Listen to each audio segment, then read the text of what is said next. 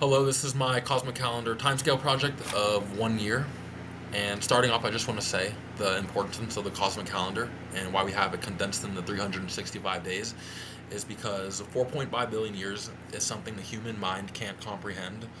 So it's easier for us to represent a day as like 12.5 million years and, kind of dissecting it down to the hour, the minute, the seconds, and that's how the main structure of the cosmic calendar helps us think about the events and about when they happened on a time scale like this. That being said, these are my events. There are 41 of them. To the left, right here, the distances. These are the dates, and then these are the millions of years ago. And then as we get further down, you can see this time with the hour, minute, seconds, the centimeters and millimeters, the closer to present time. Um, that being said, this is my timeline. This is my only the 10 events I did. Now there are 41 that I did, but I could not fit them onto a timeline like this, so I just decided to do my main 10 events that I stuck with. I focused a lot on the beginning, more so the middle, not so much the end. There were like 16 events in the month of December, so I focused more on like the beginning and middle. Um, I want to state that I did change the location. It was originally along this path right here, and I decided to switch it. And I found that the ground was a little bit more moist and it was a bit more real estate, so I decided to switch it right here. It was exactly like 108 meters. Again, I only used 100 of them. Um, I did use a friend to help me record. I did not mention that in my progress report, but I decided to use a friend to help me record. Materials I used markers. I used the iMovie and Castify, which I'm using right now. I also use my iPhone to shoot it. This is the structure. I have the wooden stick that I stuck into the ground, and then I have the paper, and then I have duct tape supporting it on the back, and that was the construction of my cosmic calendar assignment. All right, 100-meter time scale. January 1st, formation of the moon. We're on meter 0. Moving forward to meter 2, January 9th, we have the formation of the moon. This is where a planet around the size of Mars collided with planet Earth. All this debris combined, and it formed a molten rock around planet Earth. And then, luckily for Earth, the moon's gravity pulls the Earth's oceans, creating tides that support marine life. It also helps stabilize the tilt, giving us predictable seasons, and provides natural light. January 17th, meter 4, we have the crust begin solidifying, and at the same time, we have the first presence of liquid water, and this is believed to have come from outside of Earth's body, delivered by an asteroid which delivered natural elements. Water is essential because every living organism pretty much depends on it, and it shapes our planet, such as the Grand Canyon and other rock formations. And then January 21st, we have the impact delivers simple organics on meter 6.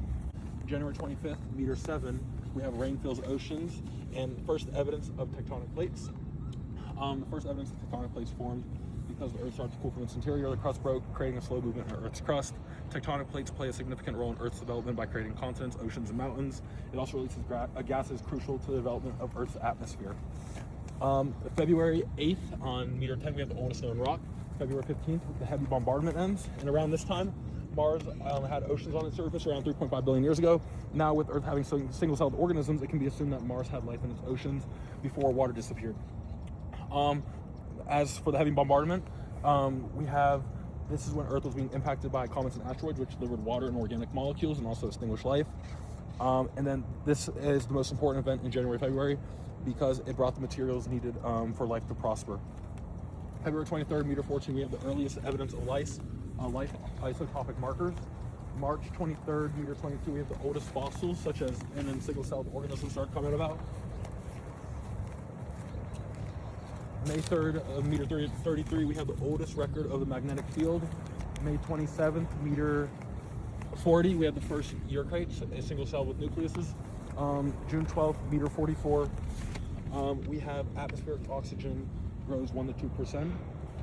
At meter 44 on June 12th, atmospheric oxygen reached 1 to 2%. This event was a great oxidation event. Before this event, Earth had very little to no oxygen. This event created our ozone layer, which protected us from the sun and enabled the evolution for much more complex life. June 20th, meter 47, we have the oldest evidence of snowball Earth.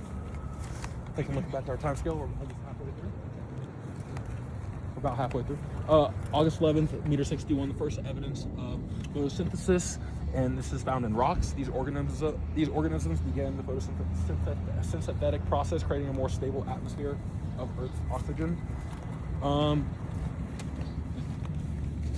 meter 67, the first fungus evolved, And this is where the first fungi evolved. These decomposers help break down decaying organic matter, creating a stable ecosystem by recycling nutrients back into Earth's soil. Meter 78, October 11th, we have the oldest green seaweed on Earth. And as we approach the end of our timeline, here's where the green seaweed starts to appear, and this is supposed to be our land planets formed. At this point, it is thought that everything lives in the ocean, and the continents are filled with just rock and no planet life. August 20th, meter 80, we have multicellular life emerges. And Earth was about 3.6 billion years old when multicellular life emerged, and on a time scale, it was October 20th, like we were just there. And then life complexity on Venus was around 500 million to 1 billion years ago. Around this time, we see activity on planet Venus as we enter the greater complexity of life, the Cambrian explosion. Venus might have been developing multicellular organisms and could have had oceans filled with marine life. At this moment, Venus might have reached a level of complexity similar to Earth's before its water evaporated. And November 9th, meter 86, we had the last snowball Earth. November 18th, meter 88, we had the Cambrian explosion of life. November 23rd, meter 89 with first fish. November 26th, meter 90, end of the Octavian mass extinction, 85%.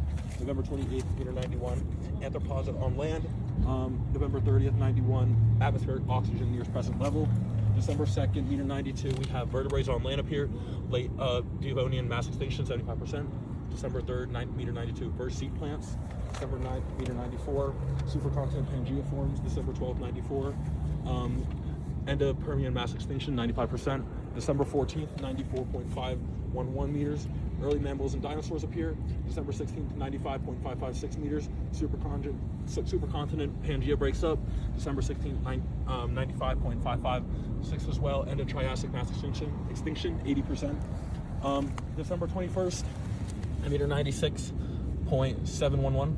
We have the earliest flowering plants. And right here, is significance because they can develop into edible fruits. This is primitive to all forms of life, and it really allowed many forms of life to reproduce and prosper. And as we get closer to December 26th, meter 98.853, 1531, the end of the Cretaceous mass extinction, 75%. December 27th, 311, early primates come about at 98.867. And then right at the end, December 31st, 1234, the Grand Canyon forms, 99.87. December 31st, 1405, first hominids appear at 99.88. December 31st, 99.9967.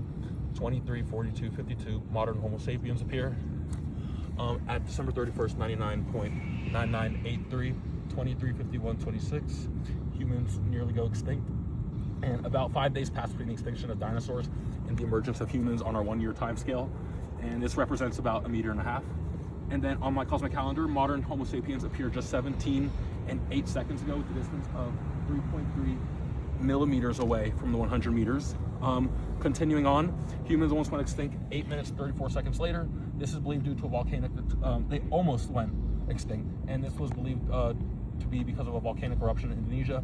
The ash was so dangerous that it blocked sunlight, creating a chilly environment where food became scarce. This happened around 75,000 years ago, 1.7 millimeters on the 100 meter time scale. On December 31st, 2351-26, about 8 minutes and 34 seconds before the end of the year. The significance of this event is that if humans were to go extinct, the planet would still start to recover. Still, civilization would have never occurred and life would be unknown. And our final event, December 31st, 99.99996, 2359-46, ancient Greek astronomers come about. And finally, if the planet was 1 billion years old, it'd be around 22 meters on our cosmic calendar, which is far over there. Earth had just survived the heavy bombardment. We'd find single-celled life, no planets or land formations other than rock, and Earth would be recovering from asteroid and comet impacts. Overall, the planet would be just beginning to emerge and life would start to develop soon after.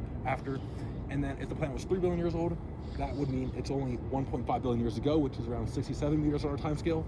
And this is September 1st, and we now know that carnobacteria are synthesizing along other organisms. Fungi are starting to evolve the ecosystem, and oxygen is building up. However, there are no mammals, marine life, or complex life. And then this is the scale for our 100 time scale, reaching all the way back here.